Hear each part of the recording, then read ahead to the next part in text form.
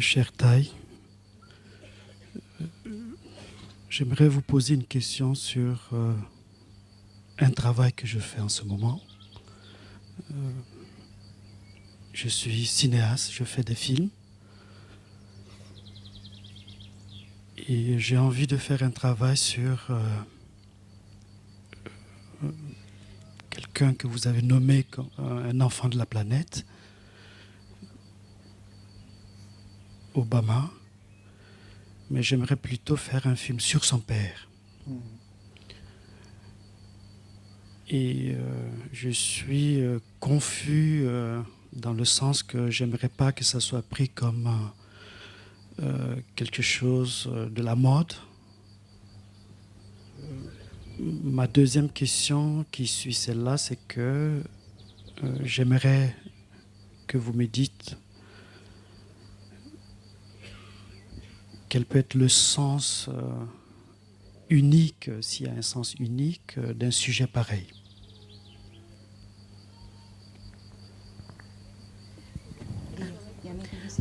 I think he means from all the important messages in it, what would be for you the most essential gift, of Obama's life and his childhood and what he's become?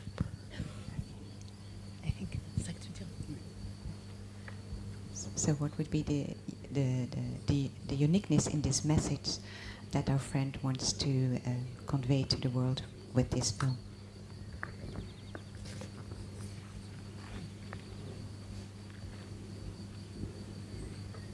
If the film is pleasant to watch, it will have a big educational effect, and we want you to do that, because the film can instruct many people.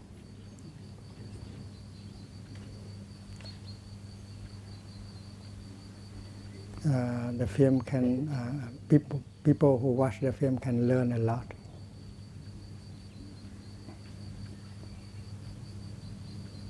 From the life of a person.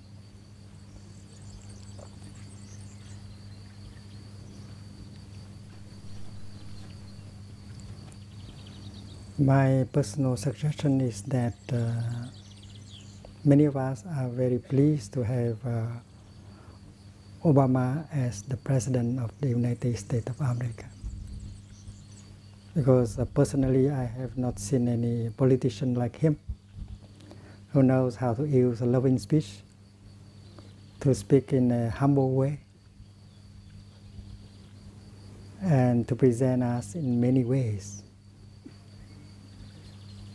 The presence of Obama tells us of another presence.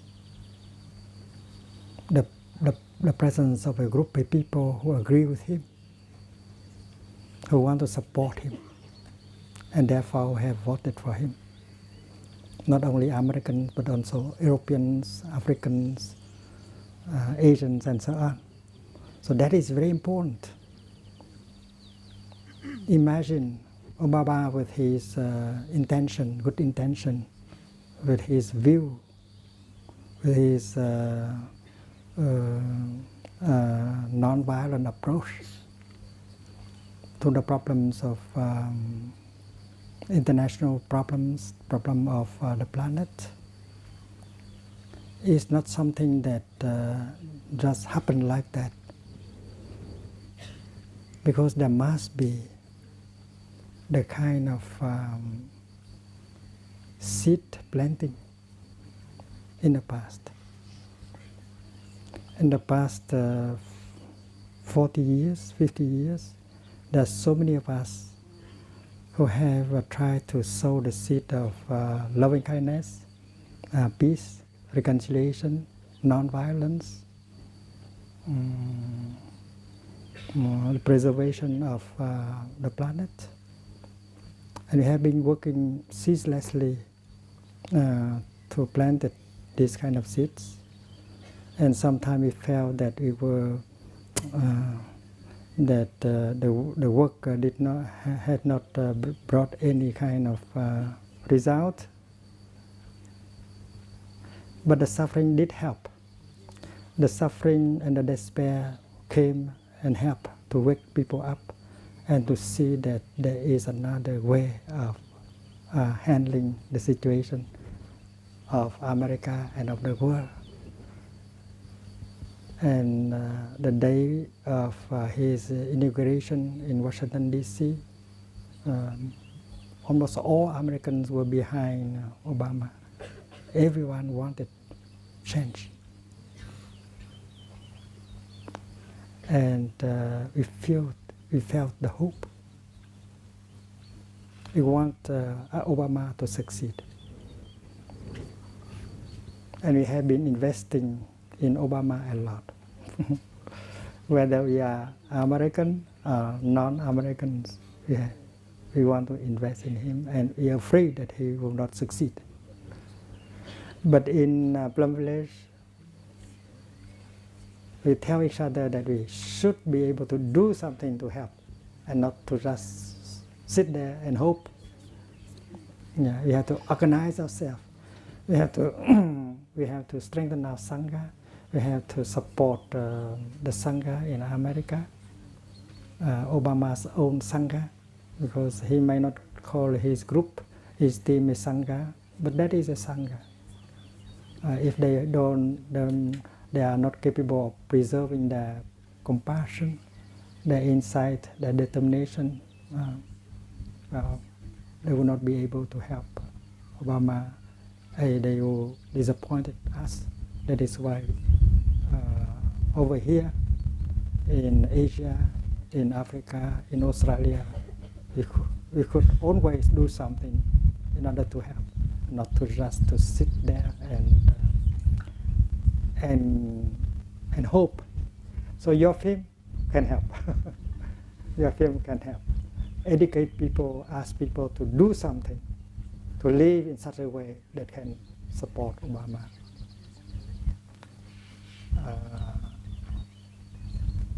And even if you don't call it a film about Obama, but people will know if you tackle, if you touch the real issue. So, bonne chance.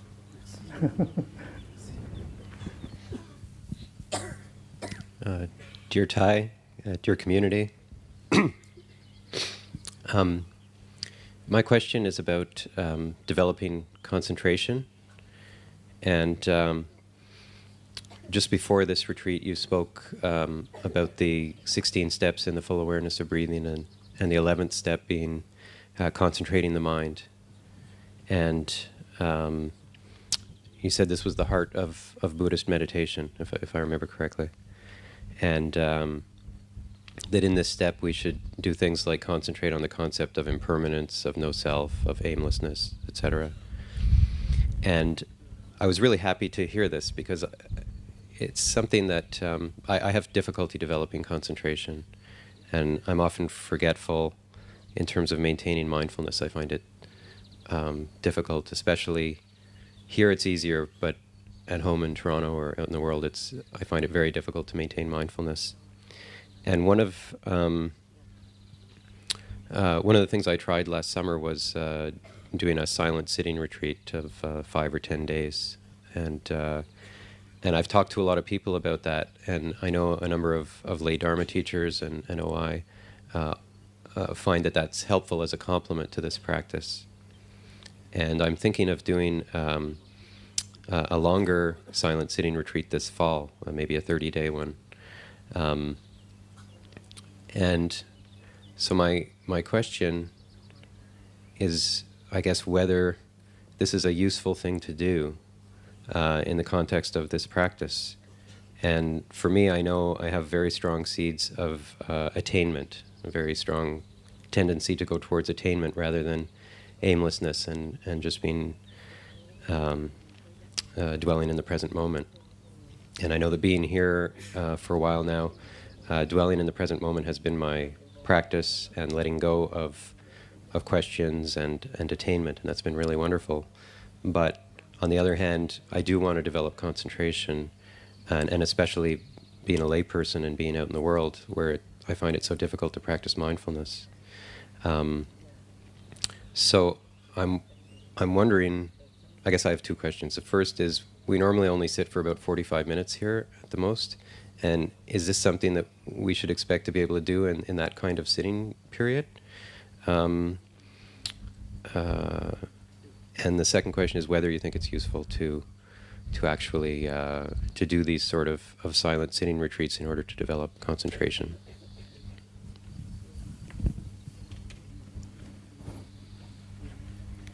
You are concentrated on something, and it's very easy to concentrate if the object of your concentration is interesting, like a Dharma talk. If the Dharma talk is interesting, you don't need to make any effort, and you are very concentrated. So one of the way is to make the object of your concentration attractive. And that could be attained, that could be done in normal daily life. You do not need to lock yourself into a retreat in order to do that. You don't need to sit down in sitting meditation not to do that. You can do that at any time. And anything is interesting. For a scientist, so a piece of dust is also very interesting. There's a lot to explore about a piece of dust. So far, for a biologist, a flower, a leaf is very intriguing. And that is why they can concentrate their minds hours and hours and hours on very small things. So please know that if your concentration, you have a hard time practicing concentration, it's because you don't make the object of your concentration interesting enough, and you are looking for something more attractive in the future. They are really there.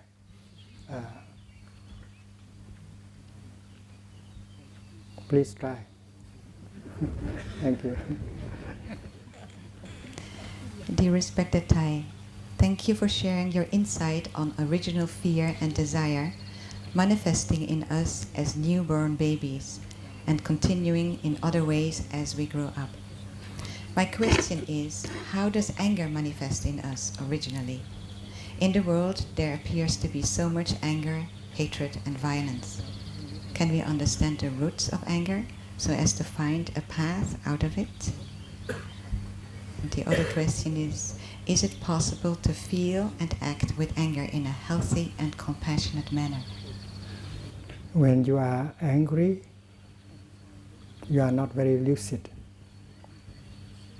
Acting while anger is in you can lead to destruction. So be careful. That does not mean that we have to suppress our anger and fight our anger.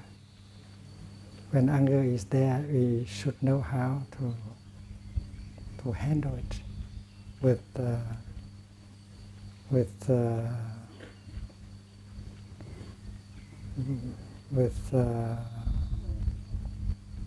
tenderness, because anger is us.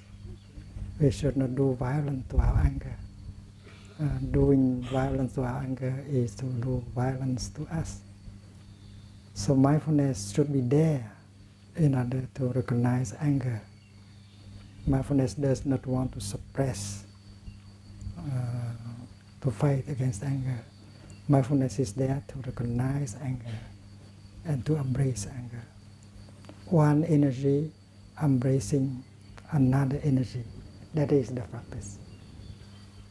And in order to continue to have the energy of mindfulness, in order to embrace fruitfully the energy of anger, we should continue our practice of mindful breathing, mindful walking.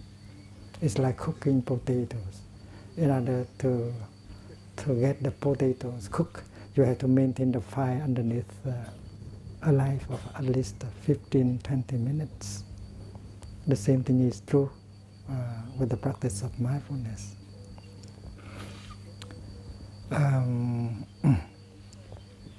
The first thing is not to suppress anger, only to recognize and to embrace it. And then if you continue with the practice, you look deeply with concentration into the nature of anger to see where it has come from. What is the root of that anger? Because anger might come from a wrong perception. Anger might come from a habit energy of responding to events in an unwise way. There may be other ways to respond to the same situation. In psychotherapies, there are people who advise us to express anger, to get it out of our system, to practice ventilation of anger. And we are advised to allow our anger to manifest. We try to get it out by doing something like shouting in a place where there is no one, or hitting something that is not a human or a living being. You hit something in rubber, or you hit your pillow. You close yourself in your room and you hit your pillow as hard as possible, and that means you ventilate your anger, you get it out of your system. And there was a time when many psychotherapists advises their client to do so, which is sometimes dangerous. If you get used to that kind of ventilation practice, and then one day you see the person you hate on the street, you might like to ventilate like that way. You might end up in jail. It does not really deal with the problem. It's like you use a good stove, and if there's something that goes wrong with this good stove, you open the window so that the smoke can go out. Some smoke can go out, but if the stove still have that defect, well, the smoke will come out again. So there's no end to ventilation. You have to fix the wood stove. And while you are doing the work of ventilation, expressing your anger, the seed of anger at the base is strengthened. We have learned that anything that has a chance to manifest on the upper level of consciousness, mind consciousness, has a chance to strengthen at the base. Dangerous. That is rehearsing anger, nourishing anger, not getting it out of the system. You get the seed of anger stronger and stronger by practicing that kind of ventilation. It's dangerous. The theory is that while practicing ventilating like that, you allow your anger to become the object of your awareness. You recognize your anger. You can get it out of your system. But we know that while hitting our pillow, we are not really getting in touch with our anger. The teaching and the practice is that you have to get in touch with your anger for your healing.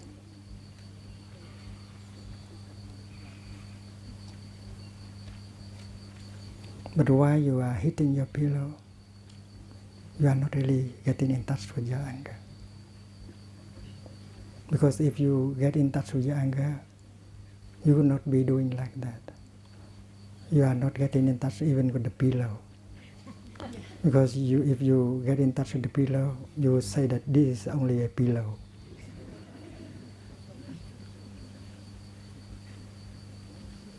So it does not work. It has brought harm to many people. And that is why the method of expressing anger does not work.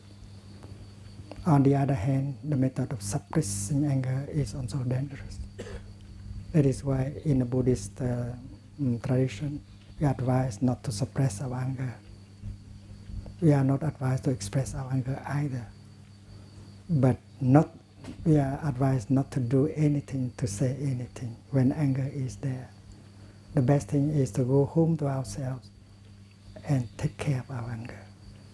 And how to take care of the anger? You have to be there in order to take care. And in order to be there, you have to practice mindful breathing, mindful walking. And to be there means to be mindful. To be mindful, and then you use mindfulness and recognize and embrace and look deeply. Usually when anger manifests, we don't want to do that. We want to confront the person we think that to be the source of our anger. We are interested more in him or in her than in our anger. It's like a person whose house is in fire and doesn't want to try to go home to put down the fire, but who try to run after the person he believed to be the arsonist, the one who burned the house, and allow the house to continue to burn. So the practice here is not to try to run after the person you believe to be the cause of your anger, but to come home to yourself and take care of the burning house in yourself, anger. And the practice is very clear, recognizing, embracing, and looking deeply to see the roots, the real roots of anger. And when insight is born, you'll be free. And there are many things you can do. You can send an email. You can write a note. But to the person you believe to be the cause of your anger. But you do that only while you practice mindful breathing and you take care of your anger. You may like to write 3 sentences. The first sentence is, dear friend, darling, I suffer. And I want you to know that I suffer. You might telephone him or her, but tell him or her calmly that you suffer, and you want him and her or her to know it. The second sentence you say that is, you are doing your best, taking care of your suffering, of your anger, and that would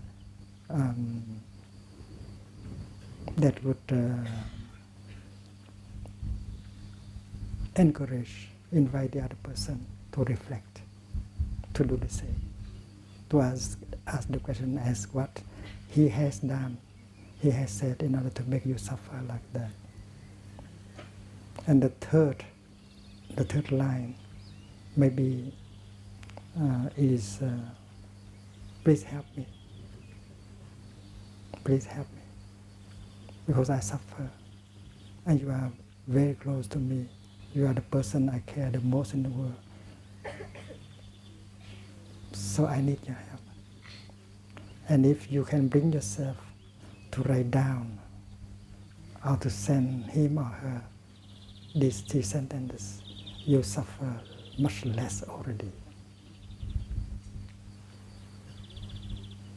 And there is collective anger, which is a very, very dangerous. Collective anger and collective despair will bring about the destruction, our destruction. That is why we have to practice not only as individuals, but we have to practice as groups, like a family, a community, a sangha. Thank you. Dear Thai, dear Sangha, before I begin my question, I have a curiosity over Obama. Thai has been very supportive of Obama, and we all want him to succeed in his big change for the world. Thai, do you think that if Obama takes a mindfulness course with you, it would help him solve the world's problems?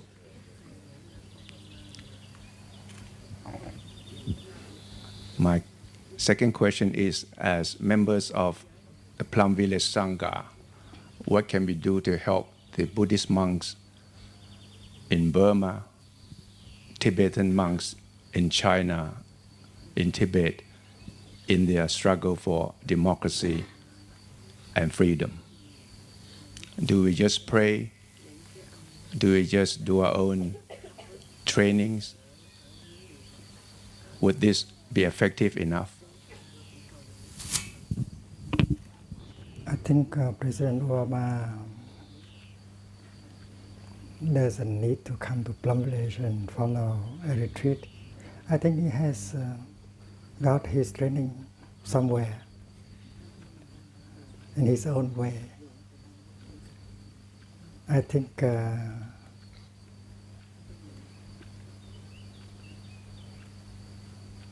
he knows what is mindfulness. He used the word mindfulness during his inauguration speech. And in Cairo University, he used the word beginning anew. I want to have a new beginning with Islam. He knows how to use a loving speech. Maybe he does not need a formal training, but he needs a strong Sangha surrounding him and helping him, supporting him. As for the situation in Tibet, in Burma, and in other places, I think the key point is we all want to support, to help. The problem is that we are so busy. Everywhere we get caught in our situation, we have no time, no energy for our brothers and sisters over there. That is the main obstacle. So how to rearrange our lives so that we are less busy in order to have the time to support our brothers and sisters who are caught in a difficult situation. Like the children who die every day because of the lack of food and nutrition. 40,000 of them die every day. This is also a very big concern. Many of us are aware of that. And yet, not many of us can do something in order to help these children. And the reason is that we don't have enough time, even for ourselves and our family. So how can we reach out and help these children who are dying? How to reach out to our brothers who felt left alone in this struggle for democracy and independence and so on. The good intention is there. The willingness to help is there. We don't have the means to help. So we should liberate ourselves from our too busy life. We are running to get what we want. We are so busy. Not because we do not have enough courage or intention. So we have to reorganize our life, individual and collective, in order to be with each other in a more intimate way.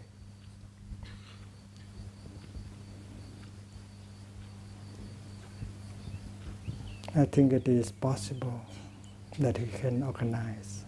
We can begin with sanghas like our sangha.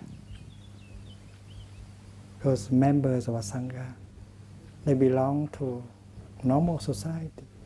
They have their job, they have their family, they have their community, they have their aspiration, they have their plans. But it's wonderful that they could arrange so that they can come and sit together for 21 days. And that is possible. It means that if other people, if they make an effort, they can do like this. Imagine in 21 days, all the cars stop. You don't eat the flesh of animals. We enjoy the fresh air, the sound of the birds. We allow our body to release the tension and listen to the bell. We cultivate brotherhood. We are truly making peace in us, making peace with us, and making peace with the environment and with the people. And if a group of 500 people can do that, well, other groups can do that also, no matter they belong to Christianity or Islam or Judaism. And what we do here, we are not doing it for ourselves alone. We do it for everyone. Dear friends, we enjoy this.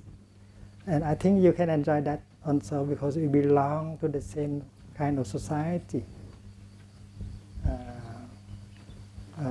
So we can tell people that another way of life is possible, so that they can get out of their habit and they begin to change, so that they have more time for themselves, for members of their family, for members of their sangha, and then naturally problems like the one concerning hungry children, the environment, Tibet, Burma, will be more easily solved. Thank you. Dear Thai, dear Fourfold Sangha, and dear Four Pine Trees, my dear teacher, my name is Gary, and I bring you greetings from Blue Sky Sangha in Newfoundland, Canada. And our question is, what is the most direct way to realize perfect understanding? Perfect understanding is understanding. It's like a perfect enlightenment is just enlightenment. When you are truly there, you can get a direct perception of what is there, like your body, your breath, your feeling, and the world. And if you are peaceful, if you are not assailed by anger and fear and despair, that is already understanding. And understanding is not something we hope that will happen in the future, but understanding can be a matter of here and now. And perfect understanding is something that is possible with this kind of small, unperfect understanding. Right? Thank you.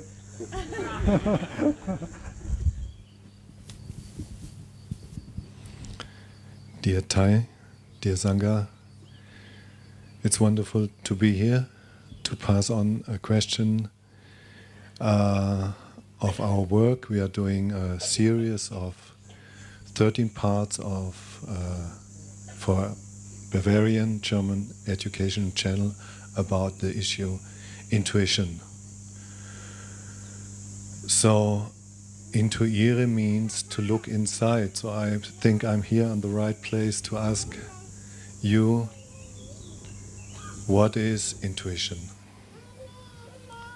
What is the deep looking inside to overcome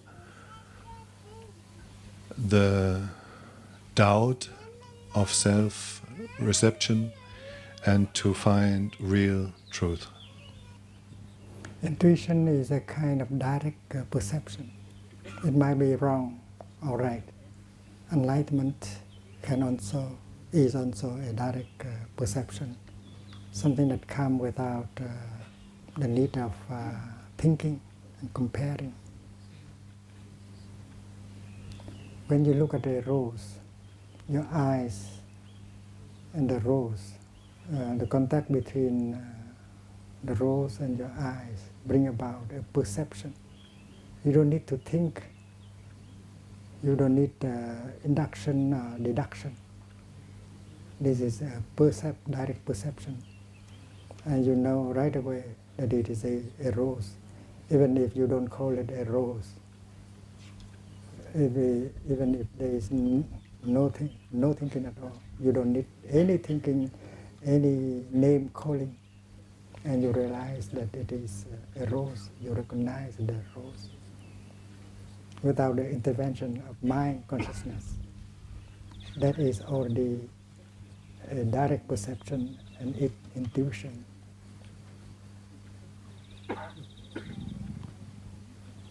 When you see smoke coming, you don't see the fire. And yet you know there is a fire, otherwise there cannot be smoke. And that is not a direct perception. That is inference. That need the thinking, the deduction. And so there are many ways of attaining the truth, whether directly or through the thinking. And both cases can be wrong.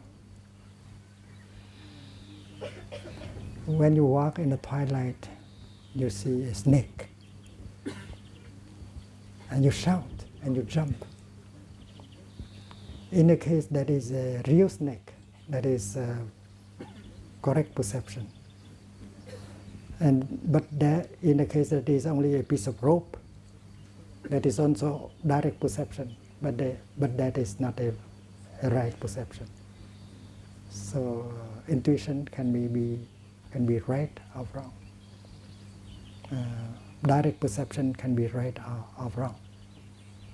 And the same thing is true with the other kind of perception through deduction, induction. You might think that there is a fire. Otherwise, there cannot be any smoke. But maybe there is no fire at all. There's only an automobile spitting. So it can be wrong. And that is why our perception can be liable to errors. As we speak about Zen Buddhism, enlightenment, Satori, we know that the life of a monk, the life of a lay person who practices meditation,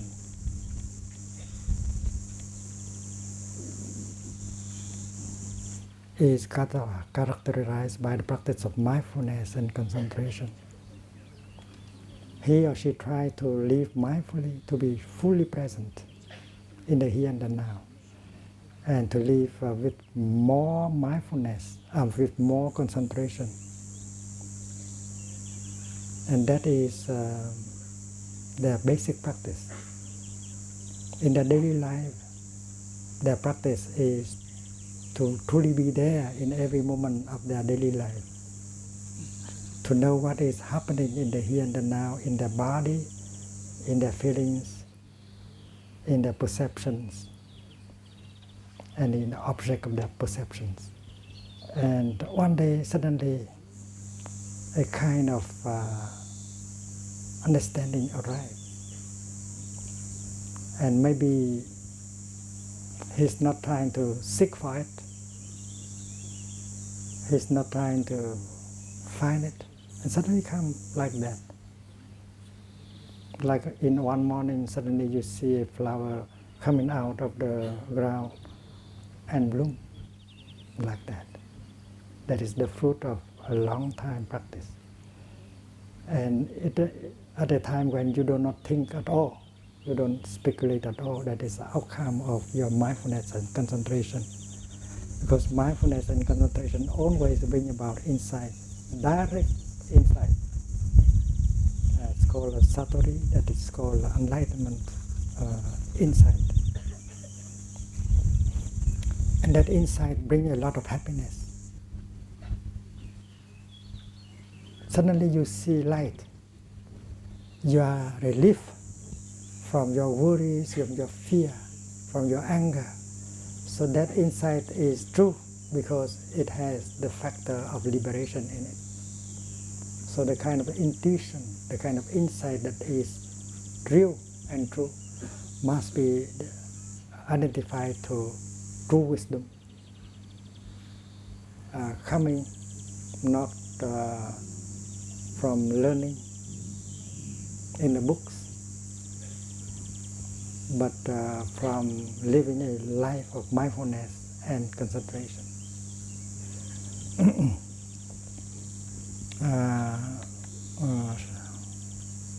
Siddhartha sat many days at the foot of the Bodhi tree, and he was not doing the work of meditation with his mental consciousness alone.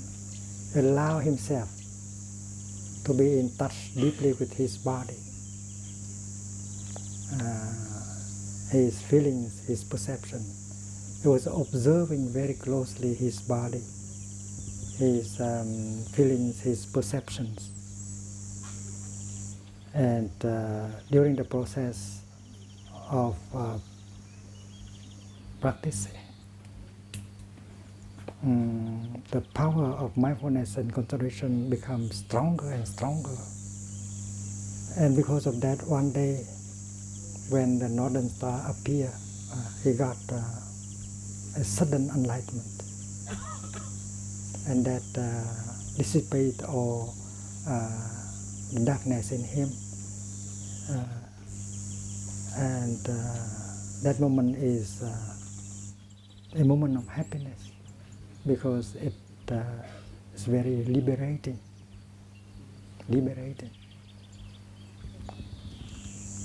In the Buddhist tradition, we speak of intuition in that light of practice.